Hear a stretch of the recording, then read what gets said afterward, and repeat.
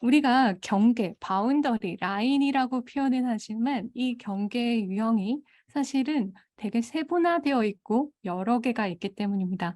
그래서 지금 이렇게 만약에 보시면 멘탈, 물리, 시간, 감정, 성, 물질 이 6가지가 그것이에요. 여러분들이 앞서 한 제 질문에 막연하게 나는 자꾸 애들이 뭐 예를 들어서 코칭 고객이 시간을 미루거나 아니면 약속 시간을 잊어버려서 내가 갔는데 없거나 접속을 안 하거나 하는 것도 그래서 내가 허탕치거나 할 때 너무 화가 나고 참을 수가 없는 뭐 그런 짜증이다. 그럼 사실은 이제 시간 경계 여러분이 세워 놓으신 나의 시간이 무시당했다. 나의 시간이 존중받지 못했다라는 이제 그런 것들이 될 수 있겠죠. 이런 것처럼 제가 이제 하나하나 설명을 드릴 텐데요.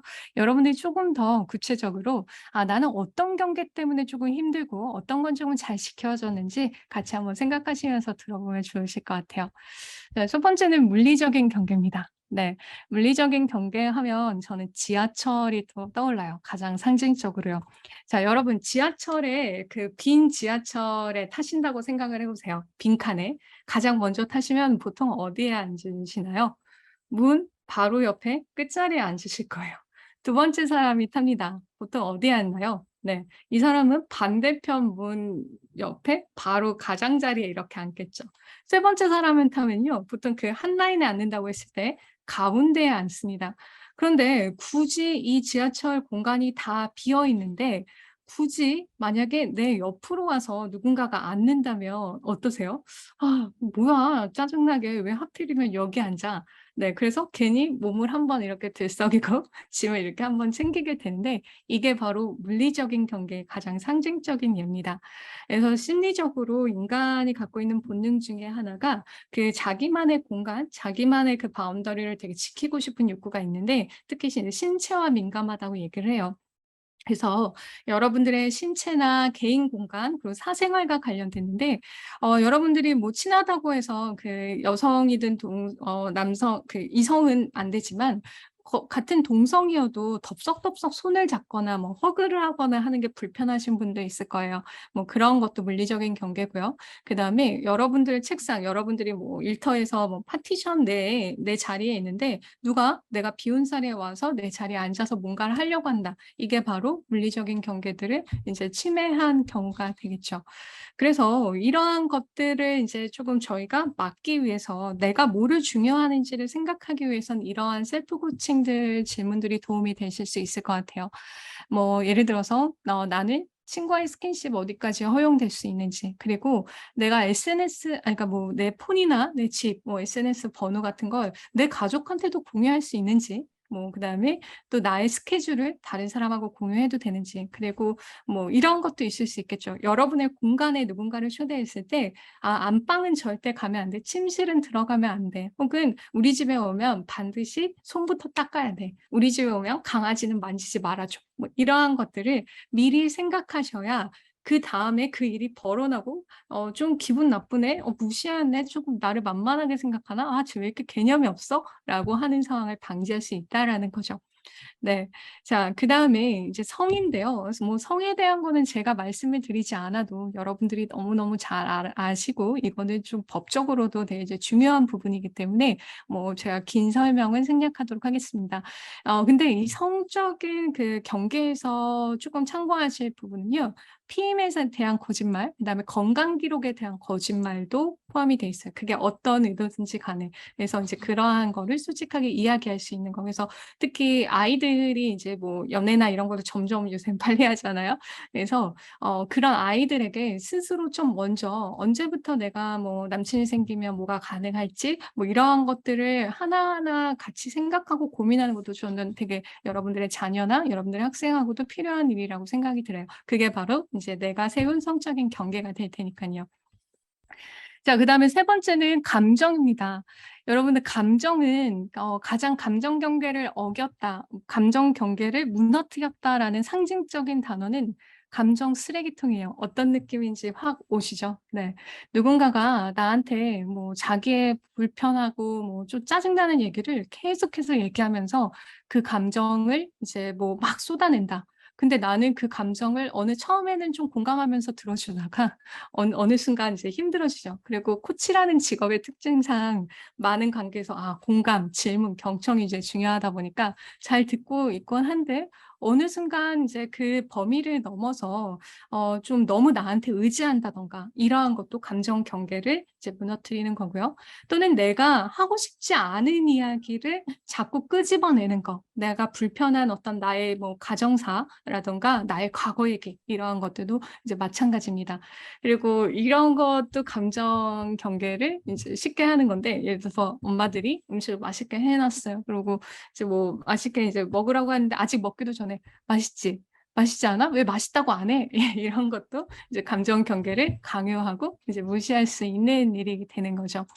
네, 그렇고요. 그래서 이런 감정 경계를 내가 나름 지키기 위해서 여러분들도 이런 생각 먼저 또 아이들이 이런 생각할 수 있게 도와주시면 좋을 것 같아요.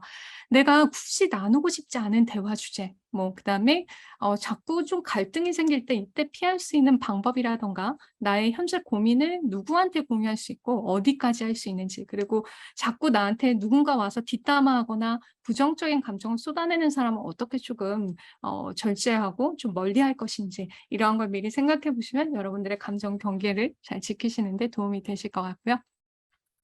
자, 그다음에 이제 시간입니다. 네. 시간은 여러분들 너무 잘 아실 것 같아요. 예를 들어서 지금 여기 다 전문가들이잖아요. 전문가들한테는 이제 "근데 내가 이런 일을 하고 있다고 내 친구가 아무렇지도 않게 '야 우리 애도 좀 봐 줘. 우리 애도 뭐 좀 해 줘.'라고 해서 하고 별 그거에 대해서 보상을 하거나 고마워하지 않아요. 그럼 기분 나쁘죠. 네, 꼭 내가 돈을 벌려고 했던 게 아니에요. 근데 바로 그것이 시간의 경계를 이제 넘나드는 행위가 되는 거죠. 그리고 예를 들어서 제가 여러분하고 1 시간 약속이 됐는데 막 1 시간 반을 강의를 하고 있다거나, 이것도 여러분들의 시간 경계 제가 넘는 행동이고요.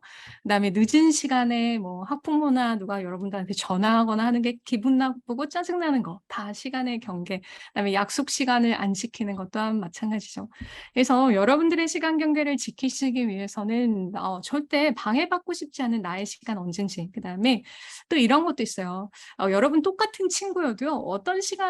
어떤 친구를 만날 때는 내가 더 이렇게 좀 오픈해서 만날 수 있고, 그렇지 않은 사람하고는 좀 '이 정도 1 시간 정도면 얘랑 뭐 충분히 대화하고 충분하지 뭐. 네트워크 정도로 뭐 이 정도면 되지.'라는 것도 미리 생각해 두시면 좋습니다. 그래서 처음 만나셨을 때 "나 오늘 1 시간 정도 시간 있어. 지금 괜찮지?" 뭐 이렇게 이제 할 수 있고요. 또 여러분들도 일과 또 여러 가지를 이제 병행하시는 분들인 만큼 나만의 시간 또 나의 여가 시간을 어떻게 방해받고 싶지 않은지를 좀 이제 하시고, 그다음에 또 전문가로서 어떻게 하면 내가 시간당 얼마, 누군가가 그걸 물어봤을 때 "아 아니에요." 이렇게 하고 나중에 기분 나빠하는 게 아니라 제가 1 시간 정도 뭔가 코칭을 하면 최소 이 정도 비용은 받고 있습니다." 뭐 이렇게 이야기하실 수 있는데 그 범위를 미리 생각해 놓으시면 이제 좋다라는 말씀을 드리는 겁니다.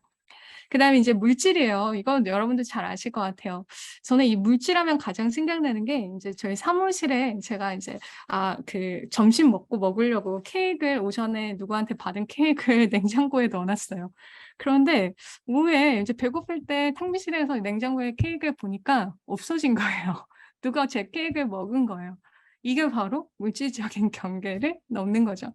그래서 그다음에는 좀 치사하지만 제가 정말 먹고 싶은 건 제 이름을 써 놔요. 이게 바로 이제 그 물질적인 경계입니다. 그리고 유독 여러분들한테 뭐를 자꾸 빌려 달라는 사람이 있을 거예요.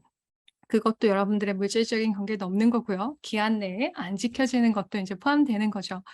그래서 여러분들이 이때 이제 조심하셔야 되고 이때 생각해 보실 문제는 뭔가 빌려줄 수 있고 이제 한데, 여러분들이 뭐 또 친구나 가까운 사람하고 금전 거래할 때 나는 얼마까지, 그래서 저 같은 경우는 예를 들어서 나는 가장 친한 사람들하고는 그 범위가 한 10명 정도 있더라고요. 나는 50만 원까지는 그냥 받을 생각 안 하고 줄 수 있어. 근데 그 이상의 돈 거래는 하지 않는다라는 걸 이제 저 나름대로 세웠고요. 그런 것처럼 여러분들 세울 수 있을 것 같고요. 그다음에 여러분들이 누군가한테 뭐 빌려줬을 때 옷을 빌려줬다고 하면 나 이거 조금 세탁해서 언제까지 줬으면 좋겠어."라는 나의 그 기준이 조금 명확하게 있으신 게 중요하고, 이것은 또 학생들이나 아이들한테도 조금 뭔가 같이 이야기 나눠 보시면 좋을 것 같아요. 아이들은 너무 쉽게 이제 서로의 물건들을 빌려받고 뭐 책이라든가 뭐 등등 뭐 체육복 뭐 이런 것들 많잖아요. 그래서 이제 그러한 것들에 대한 경계를 생각해 볼 수 있는 질문들입니다. 그다음에 이제 멘탈인데요. 멘탈은 여러분들 요 정치, 종교, 젠더 이슈에 대한 것들이에요. 저도 일하면서 그 시니어 코치님들하고 많이 자주 뵀는데 자연스럽게 이제 선거철이나 이럴 때 정치 얘기가 나와요. 한마디도 하지 않습니다. 네. 물론 이제 그분들이 저한테 뭔가 강요하시는 건 아니지만 서로 다른 의견이 나오면 이제 조금 그 대립이나 뭔가 괜히 감정 굳이 상하거나 강요받거나 이러고 싶지 않아서 이제 하지 않는데요. 그게 바로 이제 멘탈에 대한 부분이에요. 또는 뭐 젠더 이슈에 대한 것들 뭐 이런 거 그다음에 내가 싫다고 하는데 자꾸 어떤 종교적인 걸 권하거나 이런 것도 이제 멘탈하고 관련된 거여서요. 여러분들이 뭐 이럴 때 내 신념이나 가치관을 어떻게 좀 잘 지키면서 또 공유할 수 있는지 또 어떻게 또 나누고 싶지 않은 대화가 있을 땐 어떻게 잘 거절할 수 있을지도 이제 생각을 미리 해 보시면 이제 도움이 되겠죠.